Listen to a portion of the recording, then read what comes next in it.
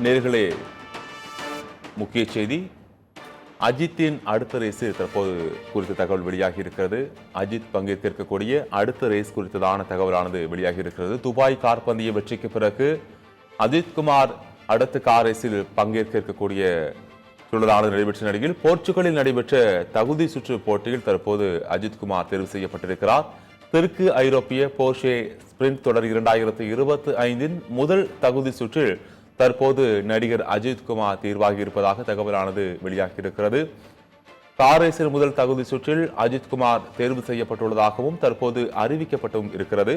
போர்ச்சுகலில் நடைபெற்ற இந்த தகுதி சுற்று போட்டியில் அபாரமாக கார் ஓட்டியே அசத்திய நடிகர் அஜித்குமார் தற்போது முதல் தகுதி சுற்றில் தேர்வாகி இருக்கிறார். அண்மையில் துபாயில் நடைபெற்ற 24H கார் பந்தயத்தில் அஜித்குமாரின் அணி 3வது இடத்தை பிடித்திருந்த நிலையில் தற்போது அவரது அடுத்த கார் பந்தயமானது தற்போது அந்த அடுத்த கார் பந்தயத்திற்கான முதல் தகுதி சுற்று தேர்வில் அவர் தேர்ச்சி பெற்றிருக்கிறார். துபாய் கார் பந்தய வெற்றிக்கு பிறகு அடுத்த கார் ரேஸில் தற்போது பங்கேற்றிருக்கக்கூடிய நடிகர் அஜித்குமார் தற்போது முதல் தகுதி சுற்றில் தேர்வு பெற்றிருக்கிறார். தெற்கு ஐரோப்பிய போர்ஷே ஸ்பிரிண்ட் தொடர் 2025 முதல் தகுதி சுற்றில் தற்போது நடிகர் அஜித்குமார் தேர்வாகி இருக்கிறார்.